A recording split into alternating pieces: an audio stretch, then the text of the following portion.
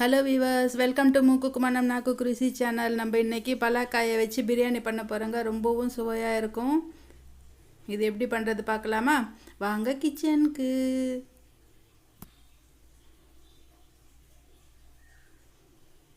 முதல்ல வந்துட்டு இது மாதிரி கத்தி எடுத்துக்கிட்டேங்க. கத்திக்கும் தட்டுக்கும் நல்லா எண்ணெய் தடவி வச்சுக்கணும்.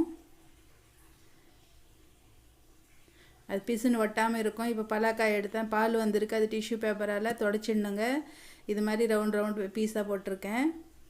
சின்ன காய் எடுத்துருக்கேங்க. ரொம்பவும் சுவையாக இருக்கும். இது கட் பண்ணுறதும் ரொம்ப ஈஸியாக இருக்கும், சாப்பிடும்போதும் ரொம்ப நல்லா இருக்கும். இப்படி கட் பண்ணிவிட்டு அந்த மிடில் இருக்கிற பார்ட்டு கூட எடுத்துடணுங்க, அது டேஸ்ட் இருக்காது. எல்லாத்தையும் இது மாதிரி எடுத்துட்டு தண்ணி எடுத்து உப்பு போட்டு அந்த உப்பு தண்ணியில் இது போட்டுக்கணுங்க. இல்லை மோர் இருந்தாலும் மோர்லேயும் போட்டுக்கலாம். இன்னொரு காய் எடுத்திருக்கேன், அதையும் இதே மாதிரி கட் பண்ணிக்கலாம்.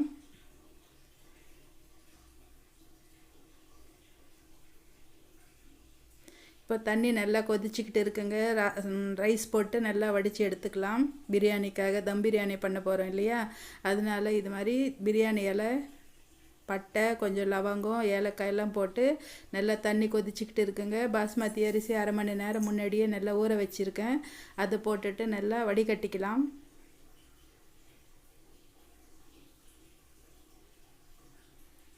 இப்போ பிரியாணி பண்ணுறதுக்காக இது மாதிரி ஒரு பெரிய கிண்ணம் ஒன்று வச்சுருக்கேங்க. அதில் வந்துட்டு எண்ணெய் விட்டுக்கலாம். நல்லா எண்ணெய் காஞ்சிருக்கு. கொஞ்சம் உப்பு போட்டுக்கலாம், ஒரு ஸ்பூன் அளவுக்கு உப்பு போட்டிருக்கேன். பலாக்காயை நம்ம உப்பு தண்ணியில் ஊற வச்சுருந்தேன் இல்லையா, அதை எடுத்து இதில் போட்டு நல்லா வறுத்துக்கலாம்.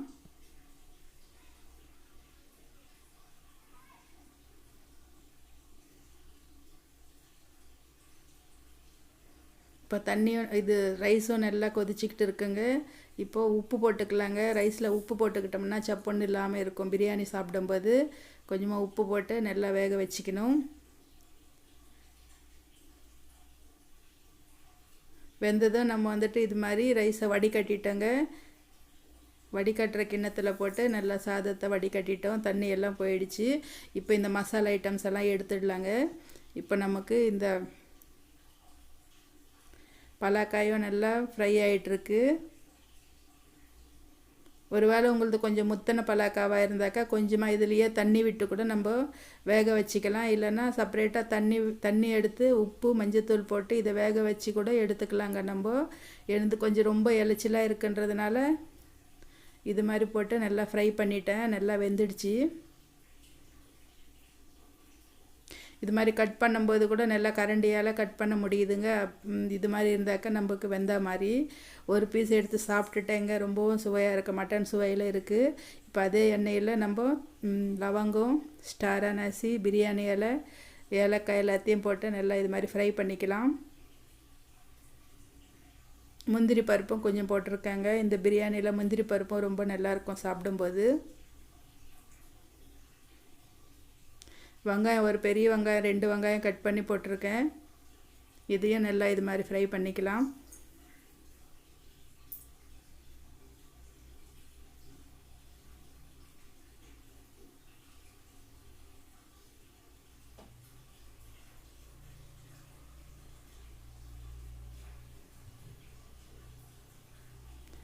இப்போ உப்பு கொஞ்சமாக போட்டுக்கலாங்க. இப்போ சாதத்துலேயும் உப்பு போட்டிருக்கோம், அதனால் கொஞ்சம் பார்த்து போட்டுக்கோங்க. பச்சை மிளகாய் இது மாதிரி கட் பண்ணி போட்டிருக்கேன். ஒரு 4-5 பச்சை மிளகாய் போட்டிருக்கேன். இஞ்சி பூண்டு விழுது ஃப்ரெஷ்ஷாக அரைச்சி போடுறேங்க, ஒரு ஸ்பூன் அளவுக்கு.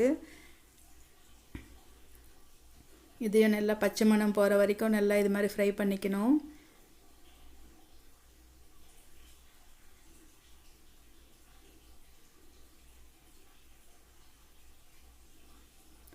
இப்போ பாருங்கள் பலாக்காய் எவ்வளோ நல்லா வெந்திருக்குன்னு காட்டுறேங்க. இது மாதிரி ஒரு பீஸ் எடுத்து சாப்பிட்டா ரொம்பவும் சுவையாக இருந்தது. இந்த நேரத்தில் நல்லா வெந்திருக்கணுங்க. வேணும்னா சாப்பிட்டு பார்த்தோம்னா நம்மளுக்கு தெரியும். கொஞ்சமாக அது வேகலைன்னா தண்ணியிலையாவது போட்டு நல்லா வேக வச்சுக்கணும். பிரியாணியில் வந்துட்டு இது ரொம்ப வேகாது. கொஞ்சம் நேரம் தான், நம்ம கொஞ்சமாக தண்ணி எதுவும் விட மாட்டோங்க. இது தம் பிரியாணின்றதுனால இது மாதிரி நல்லா வேக வச்சுக்கணும். இப்போ இதெல்லாம் நல்லா வறுத்துக்கிட்டு இருக்கோங்க. இஞ்சி பூண்டு விழுது எல்லாம். இப்போ தக்காளி ஒரு 3 தக்காளி போட்டிருக்கேன்.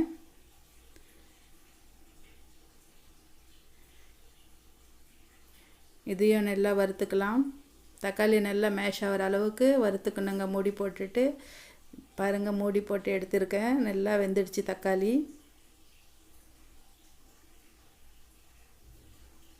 கொஞ்சமாக மஞ்சத்தூள் போட்டுக்கலாம். பிரியாணிக்கு ரொம்பவும் கலர் ரொம்ப நல்லாயிருக்கும்.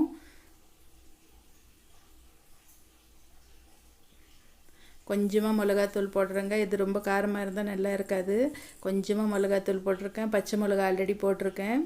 நீங்கள் காரத்துக்கு தகுந்த மாதிரி போட்டுக்கோங்க. இதையும் நல்லா ஒரு வாட்டி இது மாதிரி மிக்ஸ் பண்ணிக்கலாம்.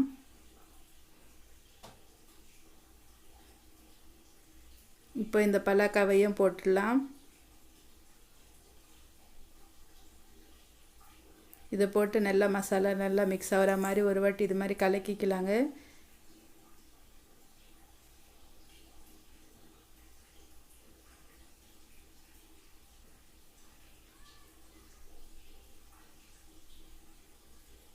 பிரியாணி மசாலா 1 ஸ்பூன் அளவுக்கு போட்டிருக்கேங்க.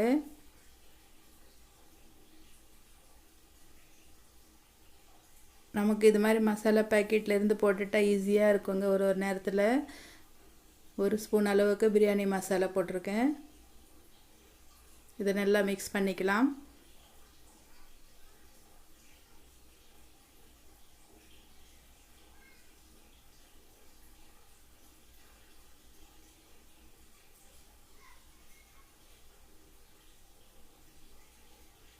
இப்போ வந்துட்டு தயிர் ஒரு 3 கரண்டி அளவுக்கு தயிர் போட்டிருக்கேங்க. டேபிள் ஸ்பூனில் 3 ஸ்பூன் போட்டிருக்கேன்.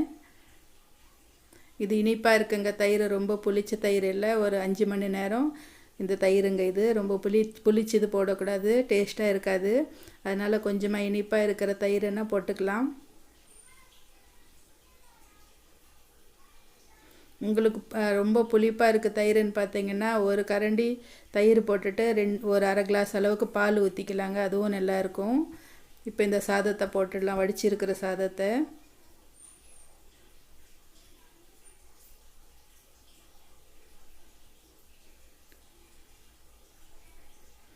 நல்லா இது மாதிரி ஃப்ளாட்டாக பண்ணிக்கலாம்.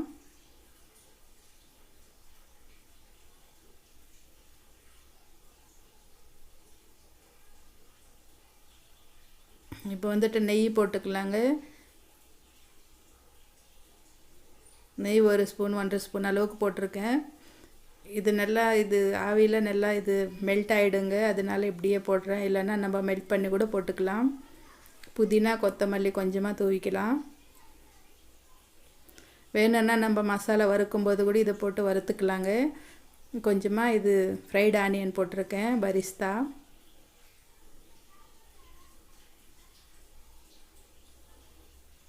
நல்லா ஒரு 10 நிமிஷம் மூடி போட்டுட்டு மீடியம் ஃப்ளேம் வச்சுட்டு தம் வச்சுக்கிட்டேங்க. நல்லா வெந்துடுச்சு. இப்போ வந்துட்டு ஒரு 10 நிமிஷம் கழித்து தம் உடச்சிக்கிட்டு இருக்கேங்க. ரொம்பவும் சுவையான பலாக்கா பிரியாணி ரெடி ஆகிடுச்சுங்க. நீங்களும் இதே மாதிரி செஞ்சு பாருங்கள். ரொம்பவும் சுவையாக இருக்குது. நமக்கு மட்டன் சுவையில் இருக்குங்க பலாக்கா. பிளேட்டில் சர்வ் பண்ணிக்கலாம். ஓகே வீவர்ஸ், நானும் இந்த பிரியாணியோட என்ஜாய் பண்ணுறேன். நீங்களும் இதே மாதிரி செஞ்சு பாருங்கள். ரொம்பவும் சுவையாக இருக்கும். ப்ளீஸ் நம்ம சேனலை சப்ஸ்கிரைப் பண்ணலைன்னா சப்ஸ்கிரைப் பண்ணிக்கோங்க, லைக் பண்ணுங்கள். பாருங்கள் எவ்வளோ நல்லா வெந்திருக்கு. பலாக்காவும் நல்லா வெந்திருக்கு. சாதமும் ரொம்ப ரொம்ப சூப்பராக இருக்குங்க. எடுக்கும்போதே தெரியுது அது எப்படி இருக்குன்னு சொல்லிட்டு. மனமாக இருக்குது. உங்கள் ஃப்ரெண்ட்ஸுக்கு ஷேர் பண்ணுங்கள். நீங்களும் இதே மாதிரி செஞ்சு சாப்பிடுங்க. ஓகே வீவர்ஸ், பாய்.